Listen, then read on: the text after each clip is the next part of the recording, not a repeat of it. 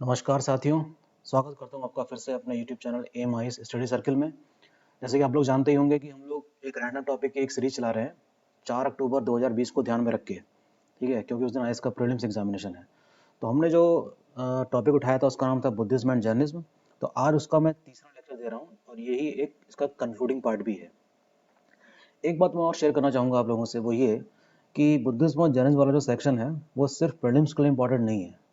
Ethics का जो paper है GS4 वाला, उसमें भी आपको इसके प्रिंसिपल्स काफ़ी मदद करेंगे जब आप उसको पढ़ रहे होंगे तब। जैसे कि एथिक्स है, मॉरल्स है, इंटीग्रिटी है।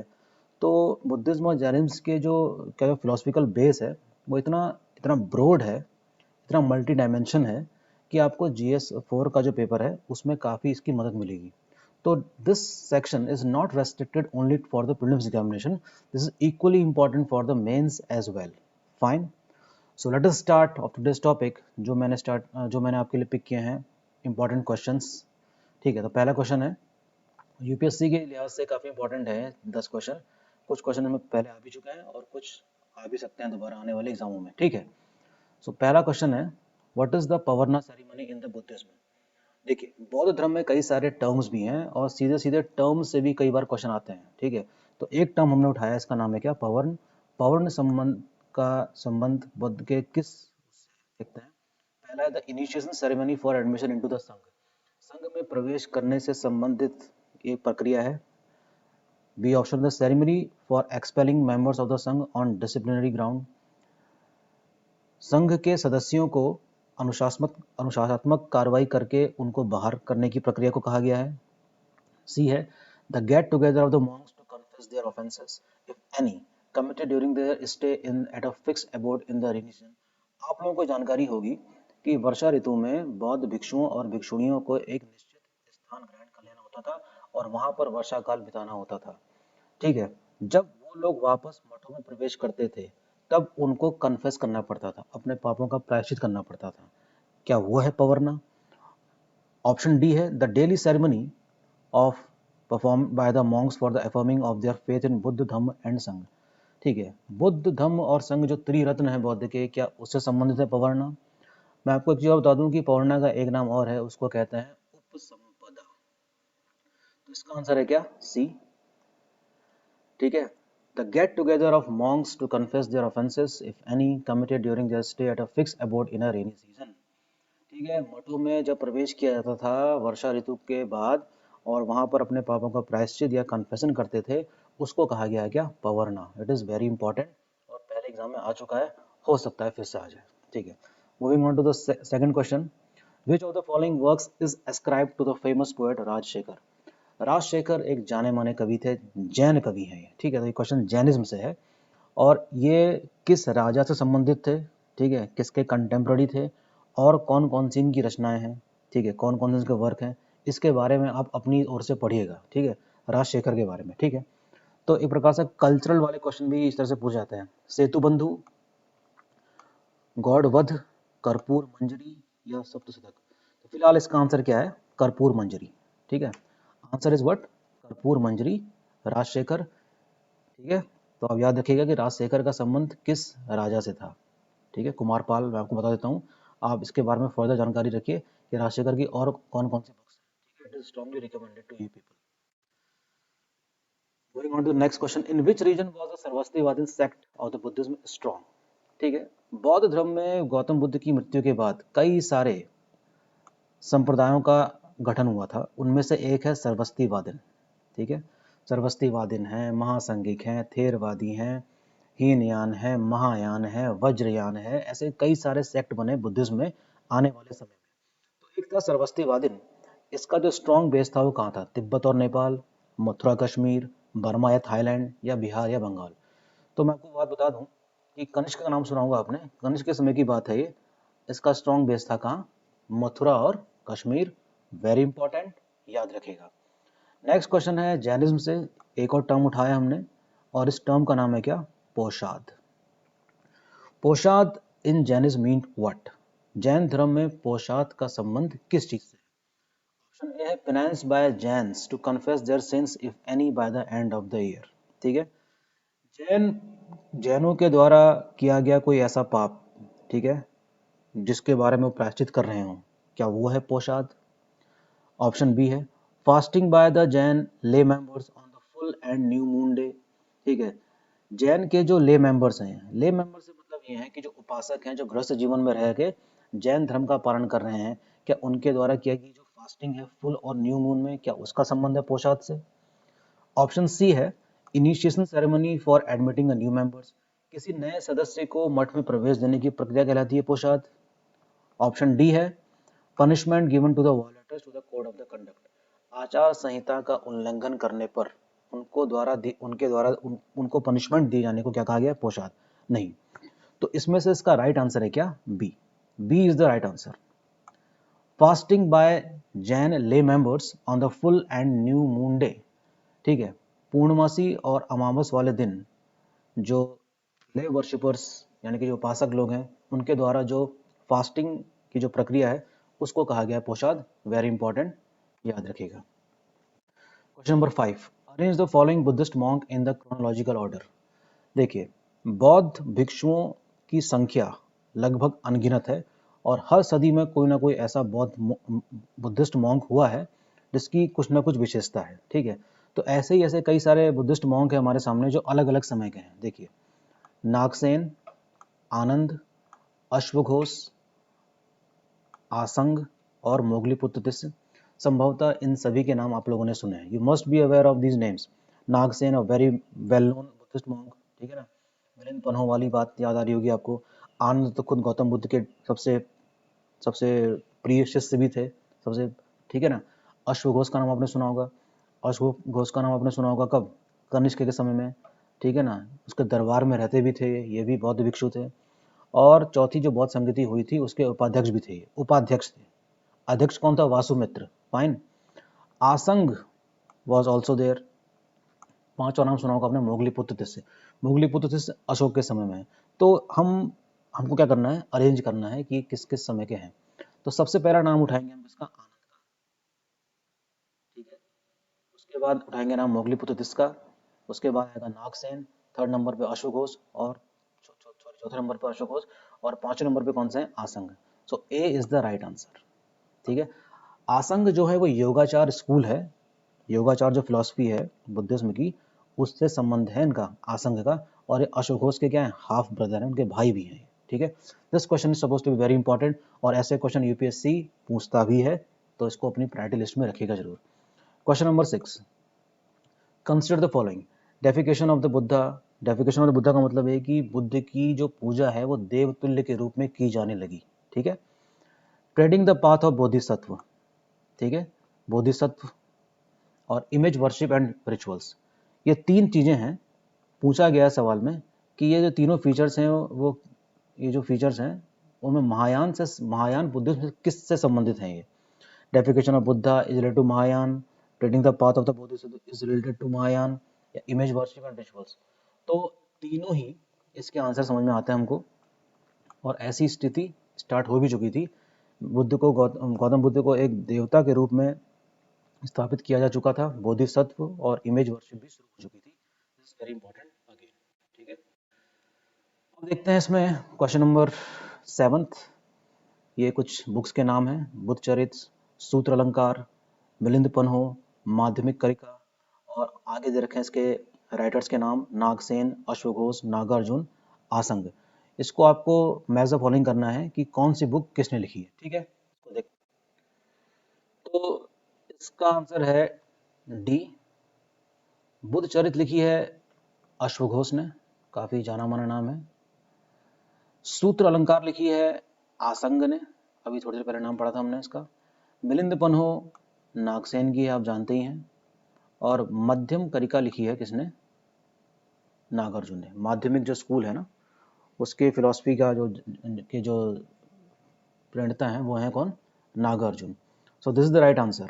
Buddha Charitra was written by Ashoka, Sutra Alankar was written by Asanga, Milind Panho by Nagasena, and Madhyam Karika was written by Nagarjuna. Fine. Question number 8, consider the following.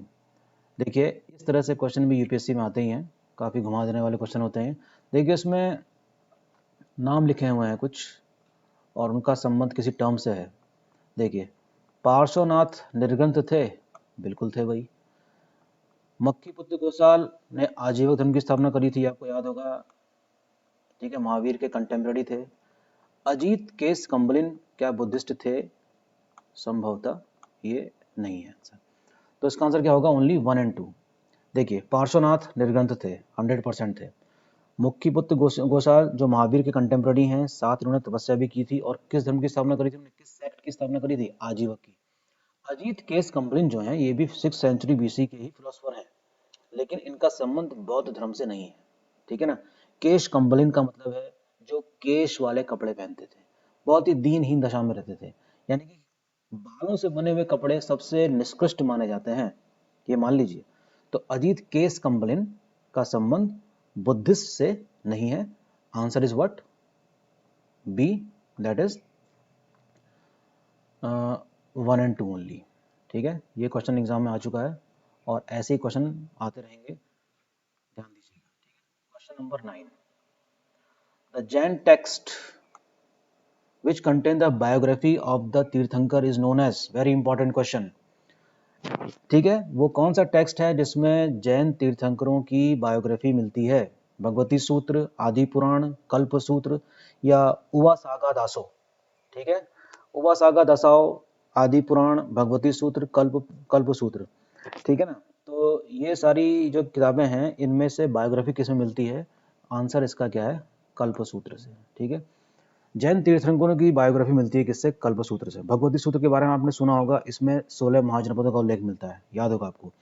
इसी प्रकार से 16 महाजनपदों का उल्लेख अंगुत्तर निकाय से भी मिलता है इनफैक्ट, जो बुद्धिस्ट की किताब है। ठीक है, लास्ट क्वेश्चन जो मैंने आपके लिए उठाया है वो है सलाका पुरुष। ये भी देखिए एक टर्म है, Salaka Purush is a concept associated with which of the following?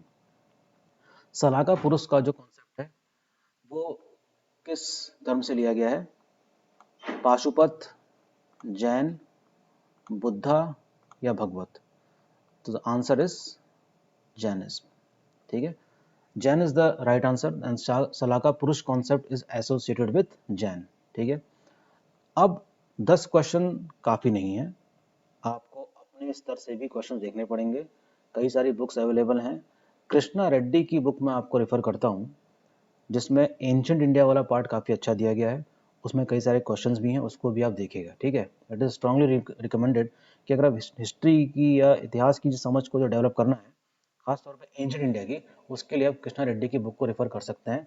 साथ ही साथ मैं भी आपको लेक्चर देते रहूँगा, तो कलेक्टिव एफर्ट मेरे और आप लोगों का मिलकर काफ़ी कुछ अच्छा हो सकता है रिजल्ट इसका। ठीक है, तो सिर्फ 10 क्वेश्चन मैंने उठाए हैं, इसको देखिएगा, बार बार देखिएगा और इससे संबंधित बाकी क्वेश्चन भी देखते रहिएगा। एक चीज़ जो छूट गई थी हमारे पिछले टॉपिक में, वो थी क्या? Buddhist and Jain literature. Literature से भी क्वेश्चन कई बार आते रहे हैं, देखते हैं।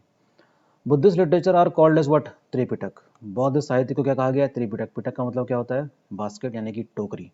Buddhist literature and scripture were written in Pali and Sanskrit. आप जानते ही हैं कि बौद्ध जो साहित्य है और जो जितने भी स्क्रिप्चर है वो मुख्य रूप से पाली और संस्कृत भाषा में लिखे गए हैं। Hinayana literature majorly compose in Pali and Mahayana in Sanskrit. देखिए, यहाँ से भी क्वेश्चन कुछ इस तरीके से आता है, कंसिडर द फॉलोइंग, निम्न कथनों पर विचार करिए। पहला स्टेटमेंट आपको देंगे कि हीनयान लिटरेचर इज कंपोज्ड इन संस्कृत, महायान इन पाली। तो ऊपर नीचे हो गया है ना, तो उसको आपको ध्यान देना पड़ेगा कि इसमें पूछना क्या चाह रहा है। याद रखने वाली बात क्या है कि हीनयान का संबंध किससे है? पाली भाषा से है, और महायान का संबंध किससे है? संस्कृत भाषा है। Very important. Some of the Pali text are as follows, जैसे कि विनय पिटक। विनय पिटक में किसके बारे में मिलता है भाई? It tells about the monastic code, मठों में रहने के जो कोड्स हैं उसके बारे में जानकारी मिलती है। ठीक है, इसके अलावा कुछ इंपॉर्टेंट और भी हैं, जैसे कि Patimokkha, Chullavagga, Mahavagga. These are some of the important terms, books, Pali text. ठीक है, it is related to the Hinayana literature. ठीक है, सूत्र पिटक, इसमें टीचिंग्स ऑफ बुद्धास है। सूत्र पिटक में किसके बारे में दिया गया है? बौद्ध की जो जो शिक्षा है उनके बारे में। इसके 5 निकाय हैं, एक है दीर्घ निकाय, मध्यम निकाय, संयुक्त निकाय, अंगुत्तर निकाय जिसमें 16 महाजनपदों के बारे में मिलता है, और खुद्दक निकाय।